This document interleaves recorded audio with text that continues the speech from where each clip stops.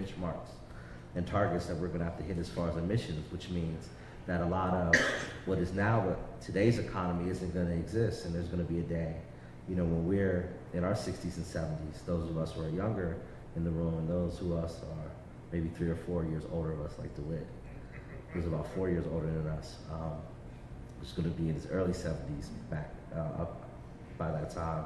We're going to see a whole different type of economy more than likely. And even though there's a lot of talk about India and China, not wanting to, comply, and there's a lot of talk about what's going to happen in Copenhagen come December. There's still a lot of investment, and there's a lot of research going on in India and China around green technologies. And they're building solar farms, and no matter what Glenn Beck says and what Sean Hannity has to say, they're building solar farms in China. They're doing research in India. And it's not like an us versus them thing, because really it's going to be an us thing. Everybody's going to have to work together.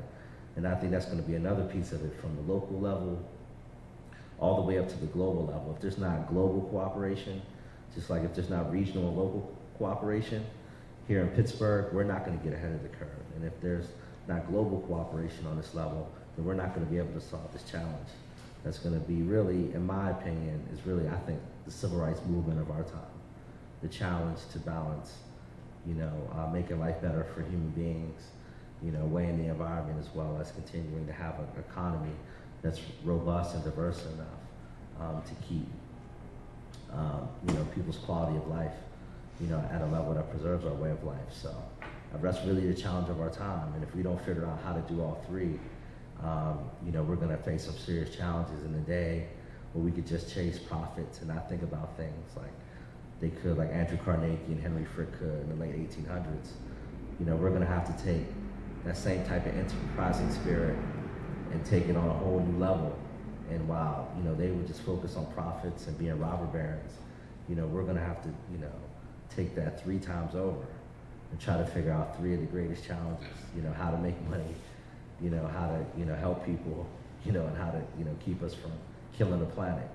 And, but if we do it, then, I think we're going to provide prosperity for a lot of people. So I know I'm probably in a lot of different directions, but, I just think it's really so important. I think, I can't stress enough how unique this opportunity is, not only for this nation, but for this city, to really be a national model in the work that I'm doing with DeWitt and doing with other partners through the Green Jobs Advisory Board, or whether it's the Green Innovators, whether it's the Coordinated Weatherization Campaign, the Urban Green Jobs Alliance, the Urban Green Growth Collaborative, the Regional Green Economy Task Force.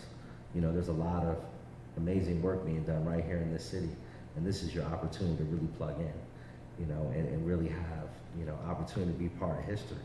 It's not, I'm not trying to hype it up and make it, anything more than it is. I mean, it's really that serious.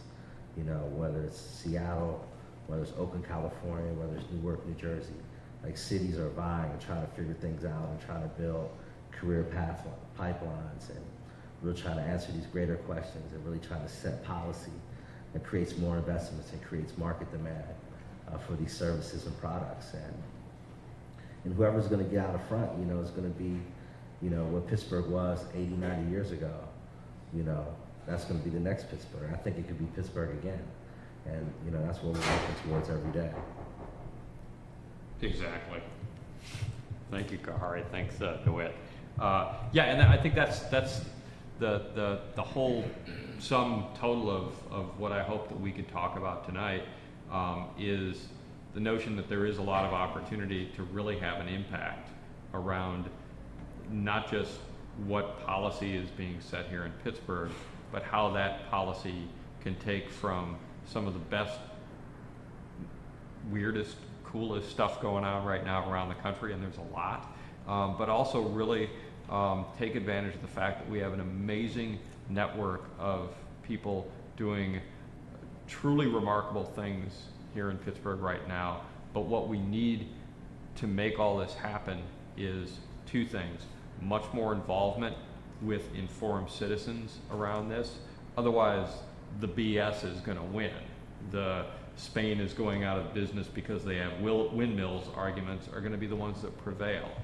We also need to make sure that we really start using that increased participation and people who are getting informed, taking the time to get informed, that we use that opportunity to make sure that we start really putting mark on public policy in this town and in this state, to make sure that the work we go forward to do has the lasting impact beyond just getting our butts out of the Great Recession, and actually does have the ability to be a transformative time, which I think a lot of people envision, but it will take a lot of work to get there. So with that, I wanted to open it up, ask folks to do a couple of things. If you can ask questions that come out of this, and take advantage of the fact that we have two of the folks here that are really in deepest in a lot of this work. This is designed to be just sort of a first yak session where you can ask any question you have on it.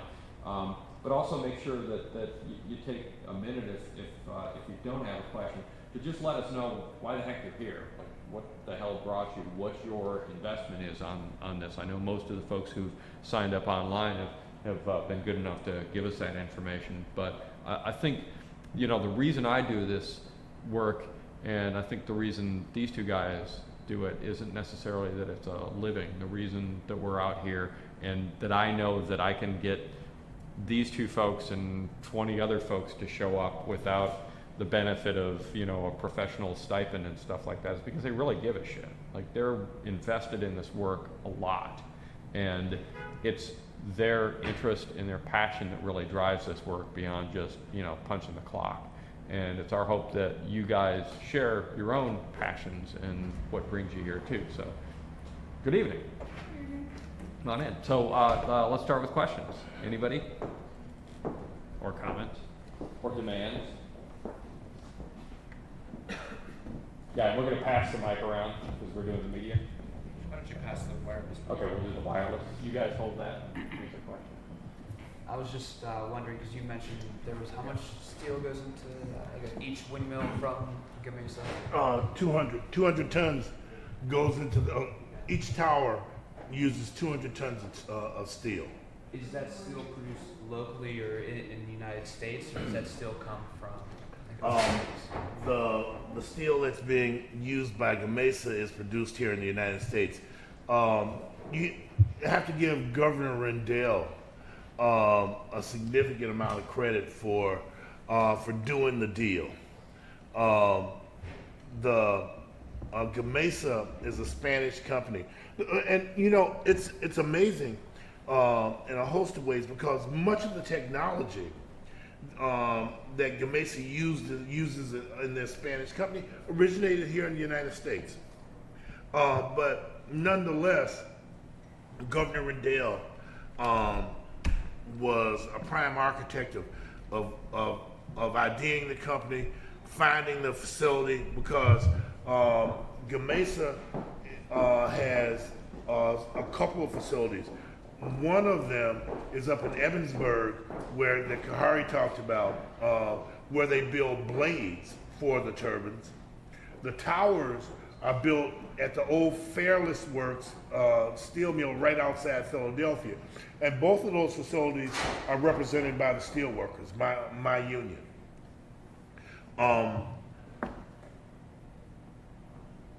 As part of that whole piece, it's built with American. Those towers that Gamesa is building is built with American steel. But we also believe that it's part of a bigger piece that we are promoting and have been for the last 18 months, is a Buy American campaign. That stuff that's being built here should put Americans back to work. As I said, every job in manufacturing, every job in base manufacturing supports 4 additional jobs. So at Evansburg, there's close to a couple hundred folks there building blades. So around Evansburg, there's 800 other folks that are working because of those folks in there building those blades. So that means that somebody has a cleaners, somebody has a bakery, somebody has a coffee shop,